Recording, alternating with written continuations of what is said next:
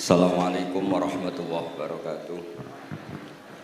Bismillahirrahmanirrahim. Alhamdulillahirabbil alamin. Wassalatu wassalamu ala asyrofil mursalin sayyidina Maulana Muhammadin wa ala alihi washabihi ajmain amma ba'du.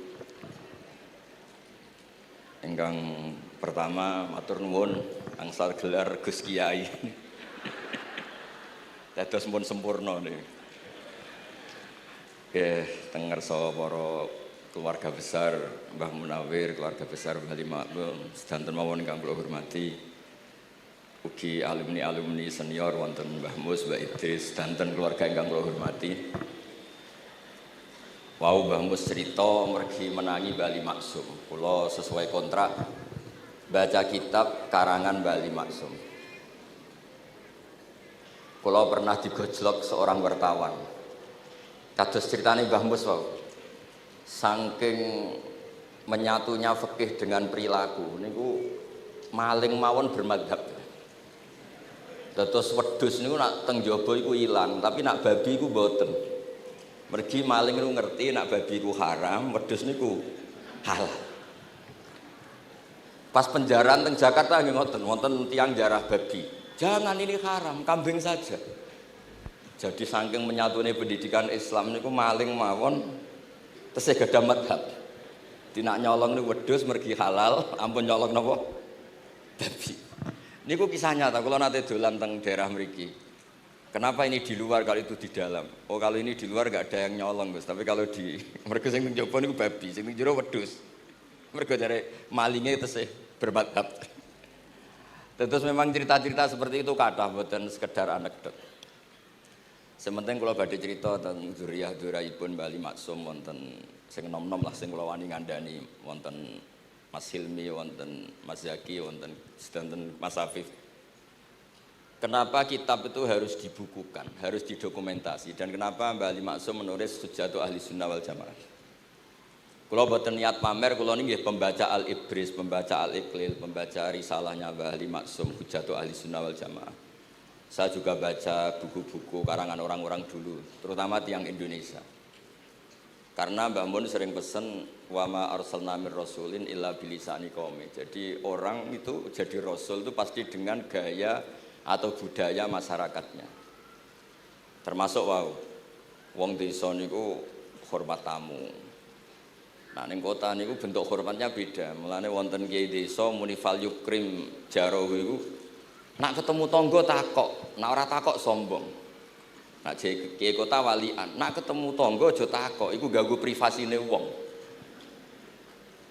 Dados makna ikram tetap, tapi implementasinya bilisani qaumi. Orang kota itu kalau sering ditanya itu mesti protes karena privasinya terganggu.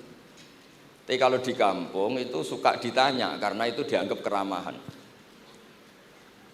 Makanya kula niku termasuk orang yang jarang bertamu. Mergi kula gadah trauma kalian kakakipun Gus Yofur Gus Kamil. Beliau berkeyakinan silaturahim itu sae. Dolani alumni. Bareng didolani assalamualaikum matur nuwun Gus rawuh. Niku alumni niku ilang, awan-awan Gus. Mergo kepengin hormat nyembelih ayam, ayame jek dolanan. Pitik itu teng desa kan pacare kuwathah, golekane angel. Bar salam niku ilang sampai sak jam. Bale runtusen, pitike mboten kecekel. Akhirnya ngapunten Gus mboten saged hormat, ngapunten mboten saged hormat. Itu bukti bahwa implementasi syariat Rasulullah itu juga harus dipikir. Ojo pepes seneng silaturahim, santri alumni melarat kerja teng pabrik jam 09.00 didolani. Akhirnya mikir, sitok kiaiku, sitok bosku. Nak hormat kiaiku diamuk bosku, nak hormat bosku gak hormat kiaiku. Hal-hal seperti ini kemudian melahirkan satu kearifan setiap kiai di era masing-masing. Terus kula mboten berargumentasi membela diri niku mboten, tapi memang bapak kula kesaksiane Mbah Mus, beliau teman bapak kula niku seneng silaturahim. Teriyen bapak ki sering dawuh teng kula. Sok kowe ya ora kaya aku. Mbah Mun ki sering dawuh teng kula, kowe ya aja kaya aku, wong beda zaman.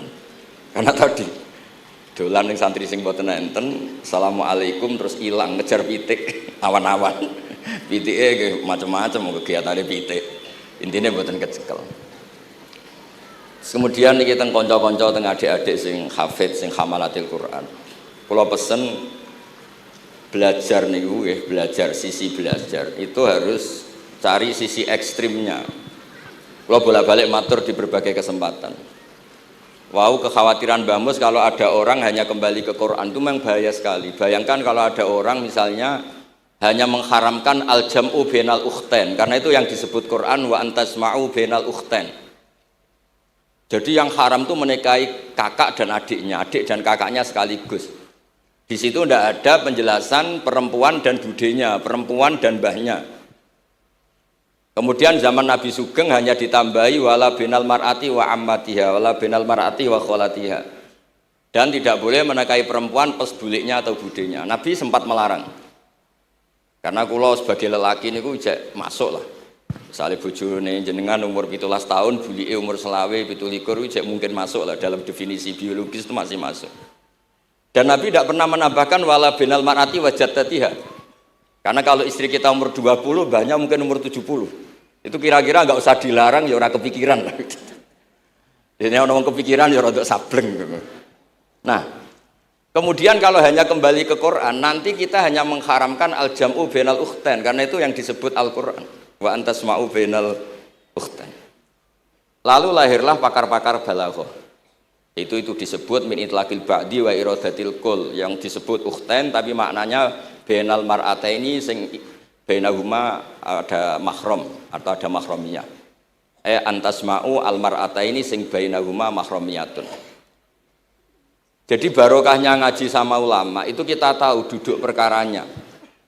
Ini lafadz yang mewakili atau lafadz yang sebenarnya atau lafadz yang simbolis. Lafadz simbolis itu saking mangkelnya Allah. Itu kalau ada orang salah itu disebut wa ja'ala minhumul qiradata wal khanazira wa abadat tauhid. Jadi kalau misalnya dalam penelitian tidak pernah ada orang yang dirubah Allah menjadi kera, menjadi babi, itu kita masih bisa menganalisis. Itu saking ibaratun an ghadabillah. Atau diistilahkan balaghah, ini tasbih yang balik sehingga ada tuh tasbih dibuang. Jadi kalau orang Arab seneng seseorang masih bilang Zaidun kal bakhri. Tapi kalau seneng banget bilang Zaidun bakhrun. Kalau gantengnya belum ganteng banget masih dibilang Zaidun kal badri. Tapi kalau sudah ganteng banget kayak Rasulullah SAW disebut anta samsun anta badrun. Kaf taswihnya dibuang dan itu ablaq lebih balik. Jadi PR kita sebagai ahli Quran ini adik-adik itu tidak selesai. Utamanya ya implementasi keseharian kita sebagai panutan lah, kalau boleh GR sebagai panutan. Kulo niku teng Narukan nggih tiyang jangkar kulo nggih kathah, karena ya saya ada pernah Pak D, Pak Ali. Kulo nggih tiap hari nggih teng Tegal nggih, malam pun terencanakan ambek uzlah dadi kulo niki pun matur Gus Afif. Niki kontrak kulo pun bar kitabe Bali ben diwaca putu-putune, kok enak ngongkon wong liya terus. Terus ngengken tiyang ngeten iki ya rodok masalah saja. Jadi kitab bae diwaca putune. Dulu itu biasa. Taqiyuddin As-Subki ngarang kitab disarai putrane. Dulu itu biasa. Imam Haromen ngarang kitab. Ya semuanya bapak ngarang disarai anaknya, anak ngarang disarai cucunya, itu biasa dulu. Kalau sekarang enggak, mbahnya ngarang kula kan maca. Putune karek ngrungokno, nak cocok dilem, nak ora dikritik. Terus saya minta ya, tradisi kula niku mboten sombong. Di hallnya bapak itu saya tiap hallnya bapak mesti baca kitab. Mboten nate ngundang sinten-sinten. Perkara ini tiang NU niku ora usah diundang wis teko. Mboten wonten undangan sing teko mun kuatah. Mbok saking senenge wong alim, mbok saking senenge bingung mboten ngerti, pokoke ora diundang teko. Ya akhirnya kula bingung, ora hormat iku dosa. Hormat iku sing teko iku ninggal kewajiban ngurusi bojone, timbang ngurusi bojo ribet nekani hall. Timbang mulang madrasah buncai buling-buling bisa roi sithik nekani hall. Terus kadang-kadang tiang lunga niku nggih pelarian, mboten mesti hormat. Niku penelitian niku sampean cek. Terus niki kula cerita pentingnya belajar Quran. Kemudian tradisi kita termasuk tradisi Bali Mbah Munawir. Kula tahu banyak lah tentang cerita Mbah Munawir karena nggih bapak saya itu hafal Quran, mbah saya hafal Quran dan diantara sanadnya pasti lewat Mbah Munawir. Quran di Indonesia itu kalau nggak lewat Mbah Munawir diantaranya lewat Kiai Said Sampang. Sekarang sudah generasi ketiga kalau nggak keempat yang sekarang, kalau nggak salah Kiai Rafiq bin Mansur bin Kiai Said. Dan di keluarga kula nggih, keluarga Lasem sama keluarga Damaran di Kudus. Dulu itu di antara keagungan Quran itu keahliannya ulama memberi penjelasan. Sebab itu disebut wal kitabil mubin, punya kemampuan mencerahkan. Kalau memberi analogi, kalau kita belajar Ihya, itu hal yang tidak masuk akal itu menjadi masuk akal. Misalnya begini, orang itu kalau dirasani itu harusnya seneng karena itu aib kamu dibuka dan kamu menjadi tahu. Lau akhbaroka mukhbirun bi anna fi jubbatika akroban au hayatan akun tataskuruhu. Kalau ada orang memberitahu saya bahwa di baju kamu ada kalajengking atau ada ular berbisa, kira-kira saya matur nuwun apa enggak? Harusnya matur nuwun karena itu bahaya sekali kalau ada di tubuh saya. Harusnya ketika orang itu dikritik dengan kesalahan yang nyata, bukan fitnah, kesalahan yang nyata.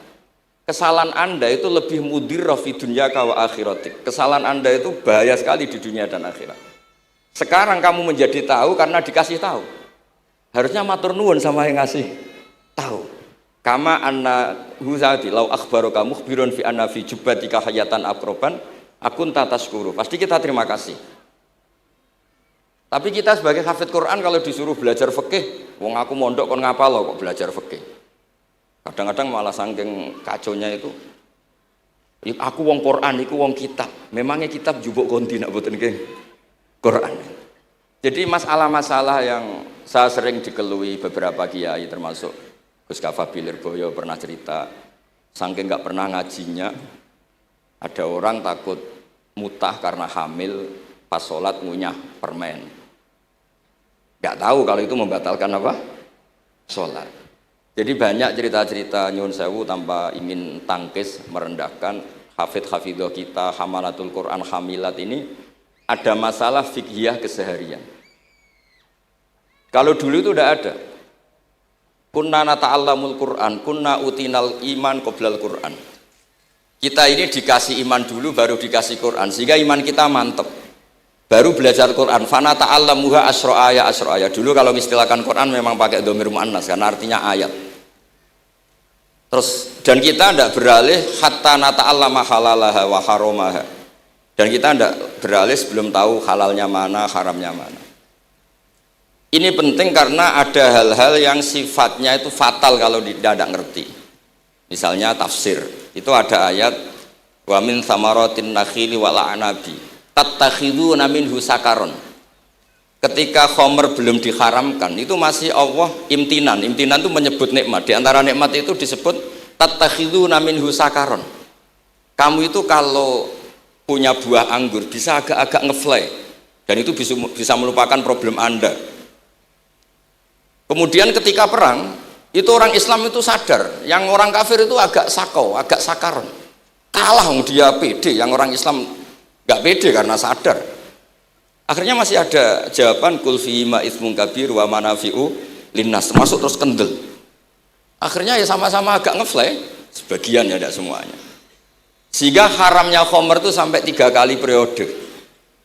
Nah, pernah haram hanya kalau mendekati sholat, la taqrabus sholat wa antum sukaro, tapi kalau mau sholat duhur ya nyakonya itu jam 7, jangan setengah 12, nanti masih kuliah ibal kafirun a'budu ma ta'budun wa antum abiduna ma abud.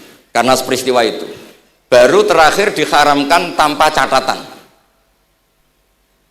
Nah hal-hal seperti ini misalnya saya ini Mbah Mus sering ngendikan, Pak Kures juga sering ngendikan, saya tidak percaya terjemah, kata Mbah Mus. Ya karena kalau terjemah itu berdiri sendiri, ada ayatun mansukhoh atau ahkamun sing mansukhoh atau hukmun sing mansuh. Kebetulan anak ini belajar yang mansuh, dia tidak ngerti nasihnya, yaitu terus dipegang, katanya memegang Al-Quran. Padahal hukum itu sudah diganti sama Allah Ta'ala, disebut nasah mansuh. Sehingga dulu kalau Sayyidina Ali ngecek beberapa masjid, ada guru atau ustadz, kamu pengajar Quran? Iya. Apakah kamu ngerti nasah mansuh? Enggak. Jawabnya Sayyidina Ali, halakta wa ahlakta, kamu sendiri rusak dan kamu merusak orang lain. Nah, ketika di Kerapia itu ada Mbah Ali Maksum, Mbah Maimun tuh sering cerita ke saya, dhisik iku hak Mbah Munawir saking kepingine santri Quran yang ngaji kitab. Iku kalau ada santri Lirboyo atau santri mana mulang muin itu Mbah Munawir ikut sebagai percontohan ben santri-santri itu seneng ngaji fikih. Terus kata Mbah Mun, saking kesemseme Mbah Munawir iku ambek wong alim, delalah besanan wong alim. Dulu Mbah Zaini pernah angsal keluarga Lirboyo, sehingga beliau punya dzurriyyah teng Lirboyo. Terus besanan kalian Mbah Maksum, Nyai Hasyim angsal Bali Maksum, sehingga terus di Krapyak itu banyak orang-orang alim. Tapi terus Mbah Mun cerita, kabeh ono regane, Bali Maksum terus populer sebagai alim alama, sehingga yang ke Krapyak itu ya ora pati niat tahfidz, niate ngaji kitab. Singkat cerita di era itu ada Ki Abdul Qadir, tapi pondok Krapyak Bali Maksum terlalu populer sehingga terkenal ngaji sorof Bandungan.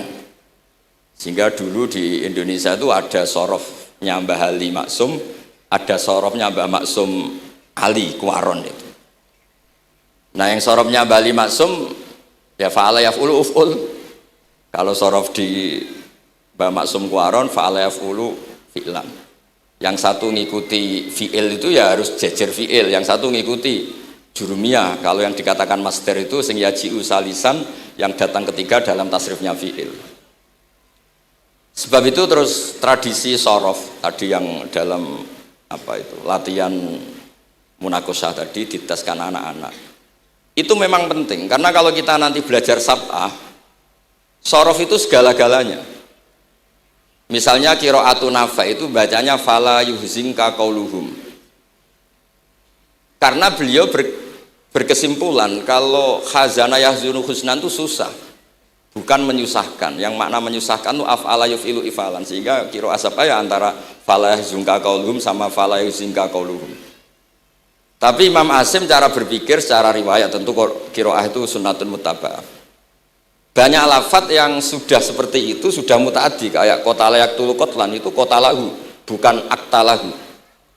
Sehingga beliau menganggap khazana yahzunu sudah mutaaddi binafsih, jadi nggak perlu dibaca fala yuhzinka qauluhum, cukup dibaca fala yahzunka qauluhum.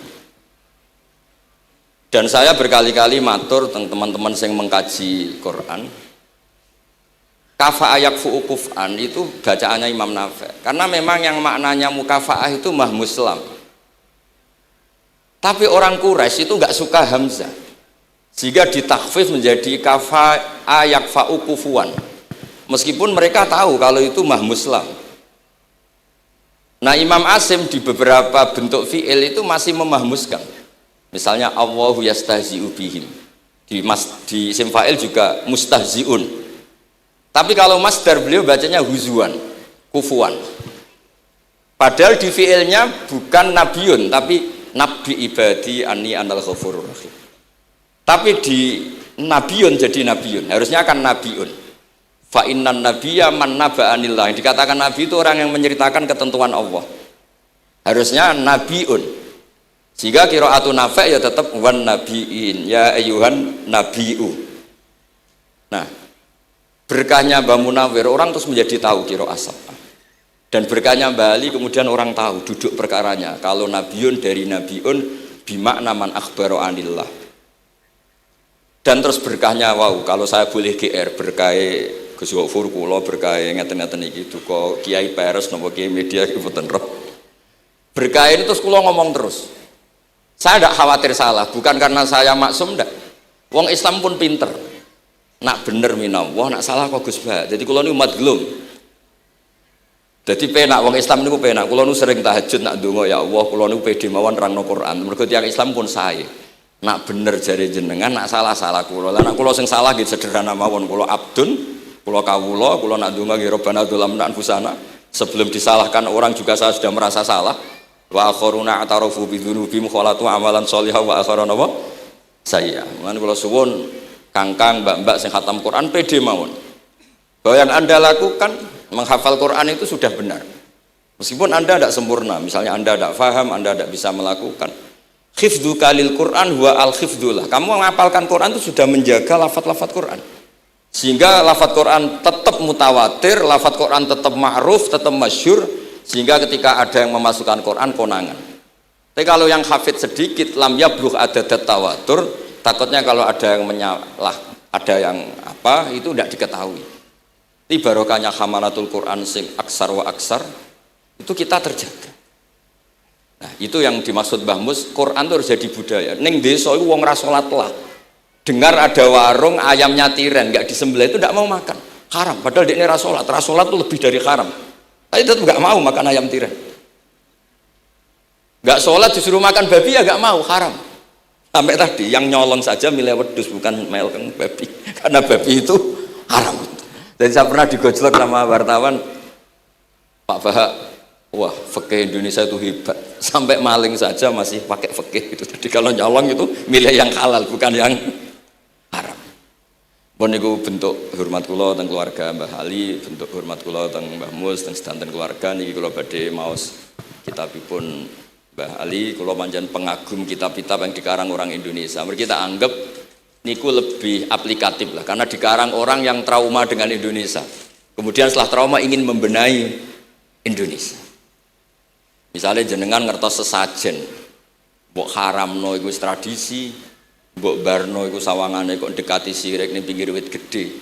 Akhirnya dimodifikasi wis mangan-mangan, kumpul-kumpul tapi tahlilan. Lah masuk tahlilan la ilaha illallah barani kalimatu syirkin. La ilaha illallah itu kalimatu syirkin kalau dilafatkan di bawah pohon. Terus piye logikane ku piye? Kalau bolak-balik matur. Hadil kalimah sara bihal kafiru mukminan. Fa kaifa saral mukminu kafiran juga bihadil kalimah, itu logikanya enggak ketemu. Orang yang kafir puluhan tahun saja sekali melafatkan la ilaha illallah Muhammadur Rasulullah, qul lil ladzina kafaru iyantahu yufar lahum ma qad salam. Selesai, sara mukminan. Bihadil kalimah. Kemudian kalimah yang sama ketika kita baca dianggap kita ini kafir juga biadil kalimah. Akhirnya dengan modifikasi khas Indonesia, kearifan Indonesia, tetap sesajen tapi tahlilan, tetap melakukan hal-hal Jawa tapi dimodifikasi menjadi Islami. Kalau kita misalnya orang modern nggak ingin mengganggu orang lain yang kita tamui, gampang dalilnya. Ada ayat la tadkhulu buyutan ghaira buyutikum. Kamu jangan sowan ke orang lain atau dolan ke orang lain. Hatta tastanisu. Ukurannya bukan salam dulu, bukan hatta tusalimu, hatta tastanisu. Jika kamu merasa nyaman, kamu bisa ngukur tingkat akrab kamu. Kamu bisa ngukur jamnya orang itu. Kamu bisa ngukur kebutuhan orang itu. Butuh saya ndak? Kenapa mertamu pengen kayak duit bebas jam? Atau kamu orang cantik yang kamu tamoni sing seneng kue bebas jam? Tapi aku apa nagih hutang, mertamu orang yang kamu tagih itu mesti kamu dianggap problem. Atau mertamu orang yang nggak akrab di jam istirahat, tentu kita dianggap problem. Makanya ukurannya Quran tuh hatta tastanisu, kamu merasa nyaman. Istinas itu nyaman, enjoy. Kayak saya dolan di Gosofur kan akrab mulai kecil teman saya. Mungkin bisa ngabaikan jam. Tapi kalau saya dolan di kiai yang nggak kenal saya, mungkin kedatangan saya dianggap problem karena di jam tertentu. Saya harus mikir, kayak apa hebatnya Quran ketika bikin aturan la tadkhulu buyutan ghaira buyutikum hatta tastanisu. Setelah nyaman nggak apa-apa waktu salimu, jangan salam dulu. Istinasnya nggak kena, salamnya geger. Akhirnya banyak kiai keselak. Assalamualaikum pas makan, nggak dijawab. Assalamualaikum. Nah hal-hal seperti itu harus santri-santri ini kalau niat ngandani lari-lari, bukan niat ngandani kiai-kiai, harus waqafil qalb, harus warrasikhuna fil ilm. Tahu betul kualitas hatta tastanisu. Kamu itu merasa nyaman istinas. Kemudian rasa nyaman ukurannya apa ya? La dororo wala diror. Kamu tidak ganggu diri kamu sendiri, juga gak mengganggu orang lain. Sehingga setelah itu semua baru watu salimu ala ahliya. Nah, andai kan kita ya tadi Dawe Mbah Mus, kita semua sudah seperti itu. Kalau bertamu di orang ya kita ngukur tingkat akrab kita, tingkat dibutuhnya kita. Sehingga di tradisi NU itu ya dolan kiai pendak diundang karena itu pasti diinginkan. Wong kula nate diceritani pernah misanani Mbah Mun. Kula nate Gus ditiliki Mbah Mun mboten seneng. Kena apa? Beliau pas khutbah Mbah Mun rawuh delalah Mbah Mun jarak salat ning saf awal. Bar niku tiyange meruntus meriang. Karena khotib tuh harus naik ke mimbar kudu ngandani takwa usikum wa nafsi bitakwa. Teng isore niku Mbah Mun. Walhasil terus loro terus wan yai.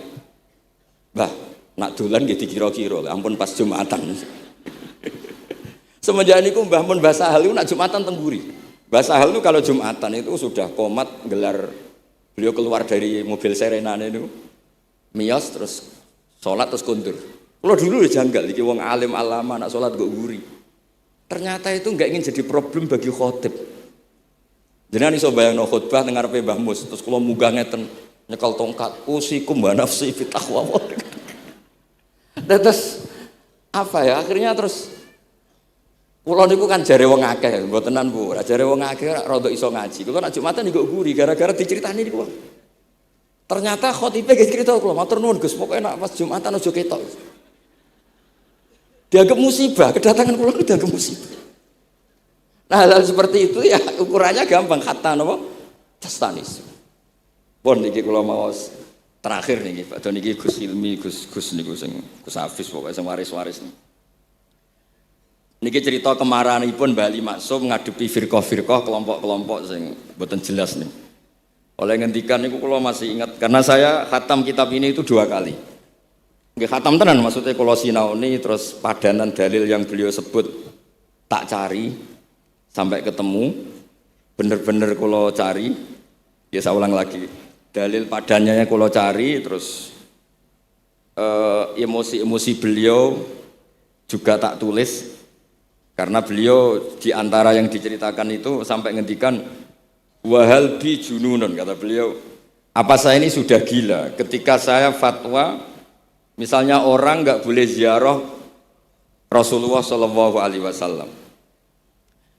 Itu artinya menghalangi orang ketemu nabinya. Makanya bener Mbah Mus tadi, ada orang tuh debat, wiridan itu sunat atau ora? Dalile piye? Terus ada orang yang provokasi gini, kamu dikatakan bid'ah setelah sholat gak wiridan, kowe iku ben ora nyebut Allah. Terus kepikiran matur kula, wis Agus bar sholat itu pokoknya aku wiridan. Cek bid'ah cek ora, wong kok ora oleh eling Allah. Wis gak usah dalil-dalilan. Tadi pertama diprovokasi, wiridan model ngono iku ora ono sanate, ora ono hadise. Singkat cerita orang ini meninggalkan wiridan. Terus ketemu orang NU yang kebetulan rapati iso ngaji tapi pinter logika. Kowe ora tau wiridan saiki nek bar salat, ora tau, enggak ada hadisnya gini-gini. Kowe iku dibodoni, ben kowe iku ora tau nyebut Allah, ora eling Allah. Muring-muring tiang nu. Akhire anggar bar salat wiridan. Mboten dalil-dalilan cara Mbah Mus, mboten dalil-dalilan. Lah niki nah cara Mbah Maksum istilahno betapa kaconya orang sing yahulu bainahu wa baina nabi, memisahkan orang itu dengan nabinya Muhammad sallallahu alaihi wasallam. Kata Mbah Ali, walazima kadzalik ayyakuna ulamaul Islam min awali hadil umma ilal yaumi fi khata'in azim. Haitsu annahum ya'taqiduna fi kutubihim ad-diniyah al-abwab wal fusul yadhkuruna fiha ziyaratahu sallallahu alaihi wasallam. Kata beliau, wa inni bima ahmidu min laqabi kiai amuru wa usaddidu fil amri kullu mu'minin ayasudda rohlahu tariklahu ila ziyarati. Jadi beliau sendiri di sini juga dan saya atas nama sudah diberi gelar kiai memberi fatwa begini. Jadi di kitab Sajaratul Ma'arif itu ada babu dzikri rajul manaqiba nafsi. Orang itu kadang harus sombong menyebut kelebihannya sendiri. Kayak Nabi Yusuf ngendikan inni hafizun alim. Nabi Sulaiman juga ngendikan wa utina min kulli syai'. Itu bukan sombong, tapi cara beliau untuk memaklumatkan. Saya belum pernah merasa ahli tafsir. Tapi kan kita khawatir kalau ada tafsir yang cara Mbah Mus tadi kiai produk sendiri. Akhirnya kalau mau tafsir, saya pernah ngaji Mbah Maimun, ngaji Bapak. Saya baca kitab Al-Ibris, baca Al-Iqlil, baca terjemah Kemenak, baca terjemahnya Pak Quraisy, baca terjemahnya Imam Sa'rawi. Baca banyak lah yang saya baca, termasuk membaca kitab-kitab dulu mulai tafsir Tobari, tafsir apa saja yang saya bisa tak baca. Bukan karena saya merasa tahu enggak, tapi kayak apa umat ini kalau dapat ilmu dari orang yang tidak kredibel. Kalau misalnya itu sombong, nah sekarang dokter gigi juga nulis, dokter gigi, dokter jantung, itu kalau enggak nulis ya enggak tahu kan barokahnya. Makanya kalau suwon santri-santri misalnya jenengan ahli takrib itu semua untuk rumah. Ahli takrib medium. Spesial bab ibadah. Nanti yang enggak pati pinter ya spesial mandi junub, enggak apa-apa. Yang penting orang tahu kamu keahliannya di mana. Daripada kamu enggak memaklumatkan, kemudian ada orang lain yang enggak pernah ngaji memaklumatkan seakan-akan paling tahu Islam. Terus menjadi mahatus soal, menjadi marhalur rijal. Kayak apa? Islam mau dikemanakan? Semua ulama dulu biasa ngendikan ma adkhaltu fi kitabi hadza illa shahih, kata Imam Bukhari. Yang saya masukkan di sini semuanya hadis sahih. Dan sebelum saya masukkan sholaitu rakaatain, saya sholat dulu. Semuanya menggaransi kitabnya. Makanya di Syajaratul Ma'arif ada babu dzikri rajul manaqiba nafsi. Yaitu ketika Nabi Yusuf menghentikan inni hafizun alim. Nabi Sulaiman menghentikan wa utina min kulli syai'. Wal anbiya kulluhum yaqulun inni lakum nasikhun amin. Semua nabi pasti maklumatkan diri inni lakum nasikhun amin. Saya ini penasihat terbaik, nasihat yang bisa dipercaya. Kemudian ketika ada zamanul khiddi, zaman hasud, zaman orang enggak fair, seakan-akan seperti itu tuh keangkuhan. Coba Mbah Bisri menamakan kitabnya itu Al-Ibris. Al-Ibris itu apa? Emas yang murni. Makna saya cari di berbagai kamus maknanya Al-Ibris itu emas yang murni. Kayak apa? Semua kitab juga dinamai dengan nama-nama keren. Al-Iqlil, Al-Ibris, Fathul Bari. Jadi enggak apa-apa. Kayak ini juga dinamai Hujjatu Ahli Sunnah wal Jamaah, argumentasi mazhab Ahli Sunnah wal Jamaah.